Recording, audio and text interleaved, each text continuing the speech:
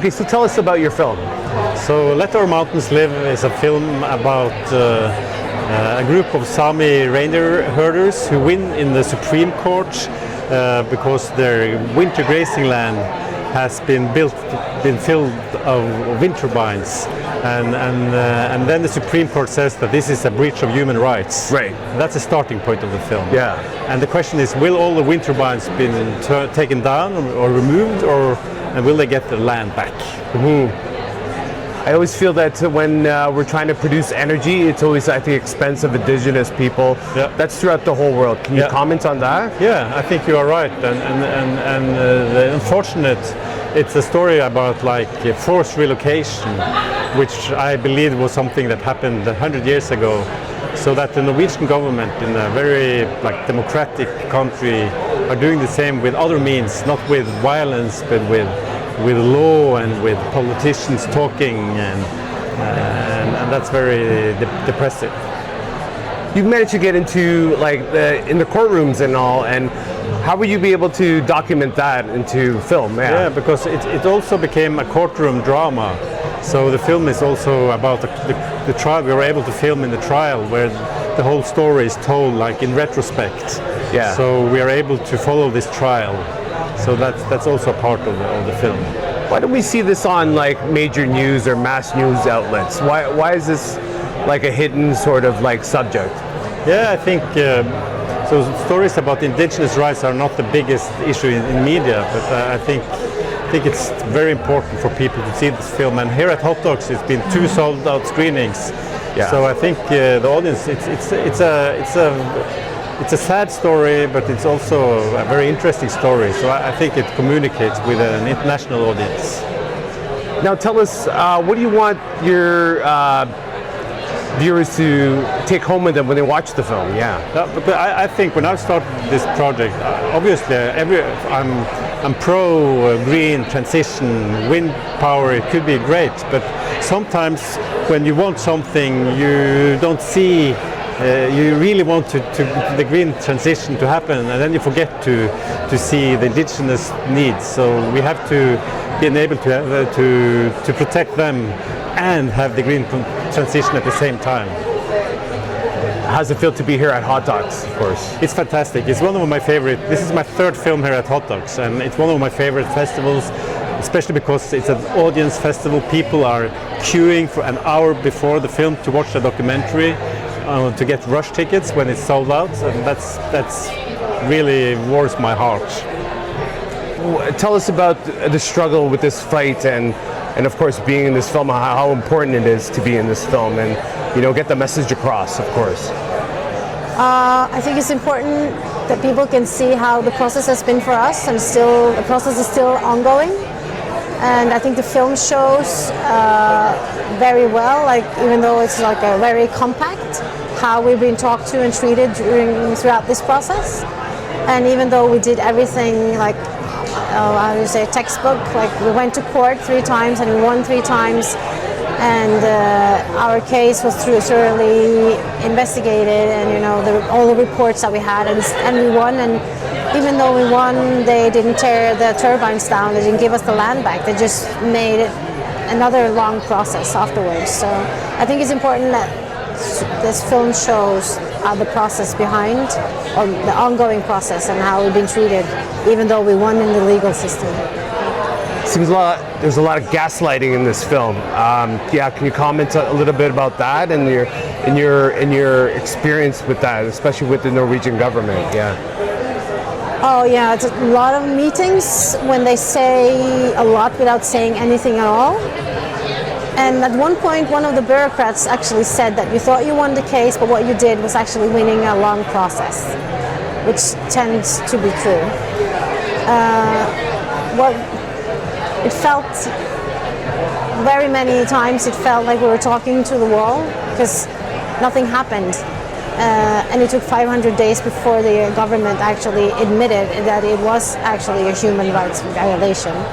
And before that, we had numerous meetings and tried to say that, but we need the land back. And they just tried to make us come up with other solutions for them, which feels really unfair. And what's it like to, you know, advocate for your community, and you being a leader, of course? And what have they told you about, you know, fighting for their rights and their land and their culture and stuff? Well, I realize, and I know that the case is about more than just us, because it's important for everyone. I mean, it affects not only the indigenous people, but everyone who believe in the legal system, that when you go through the legal system and you win, that something will happen. But I hope and I think that our case helps other people in the same situation, that they will look at our case and maybe they will think twice before building wind turbines or using reindeer herders grazing land without, you know, doing a proper consultation and get the rights first, hopefully. And did the director pitch the idea to make a film, or did you approach the director and say, we should make a film about this? Oh no, we did not approach him. What happened was, because this was in 2021, we won in October, and I checked last night actually, because I remember getting an email around December 2021. My colleague forwarded it to us, and it was from his from up north, the film company, saying that we would like to make a documentary about this, and none of us answered. We didn't answer them back, but they kept showing up. You know, we went to this, it was a year after we won, and there was like arrangements and they kept showing up, and suddenly we were in this movie. Nice. Film, yeah. So coming around full circle, what's it like to, you know, be here at Hot Docs and have this movie on such a big platform, of course? It's, I'm very happy that we're sold out both of the screenings, and it was a very touching moment last night after the movie. People came up to us and talked to us, and yeah, it really moved me, and the Q&A last night was really good. I mean, the questions were really on topic, and people were really interested, and it means a lot. And I'm so happy. It's my first time in Canada, and I really like it, so I'm really glad that I have the opportunity to come. So, I mean, yeah. And what do you want your viewers to take home with them when they watch the movie? What I want them to take, like, even though Norway is supposed to be best in class when it comes to democracy and following up on the indigenous rights, it turns out that we're not the best anyway, and you still have things to learn, and unfortunately the history keeps repeating itself. Right. Yeah. So tell us about your role in the film. Yeah. My name is Johannes. I'm a co-producer and writer on the film. Yes. And when did you first learn about this film, and then what made you, you know, sign up for it and be part of it? Yeah.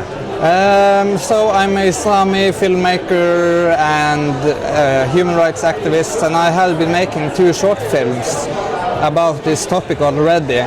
And then I met Håvard at a demonstration in the parliament, and we were like, oh, are we in competition with each other? Oh, we are making films about the same topic. And then I think we just hit it off and understood that we really wanted to tell the same story. So Håvard invited me into the project, and I've been a part of the editing room and deciding, okay, how do we tell this story, and especially with a Sámi and indigenous perspective, how do we do this like the right way?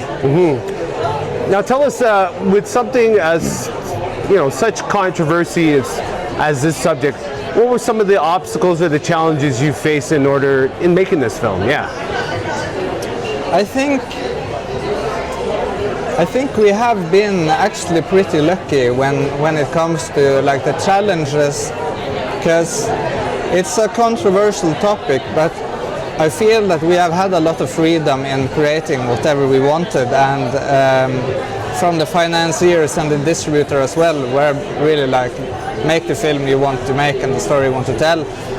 But we haven't had a Norwegian premiere yet, so we are a bit excited to see how like the audience back home will react to it. Yeah. And so tell us, what do you want your viewers to take home with them when they watch the film? Yeah. I think this is like it's a human story. Yeah. And it's really important to understand. And when you draw parallels from this story to other, say, like gas pipelines in Native American reservoirs or other places, you have to think about the human aspect. Because when you read a news article, it's usually like just some text and some statistics and some money figures.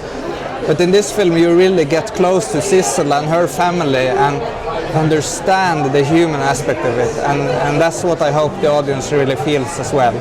How does it feel to be here at Hot Dogs? It's great to be here at Hot Dogs. I've been to Toronto before, and I feel the people are very welcoming, and the audience in our screening yesterday, the premiere, the audience stayed for the Q&A, and I had such great questions and perspectives, and so I'm very much looking forward to our next screening tonight.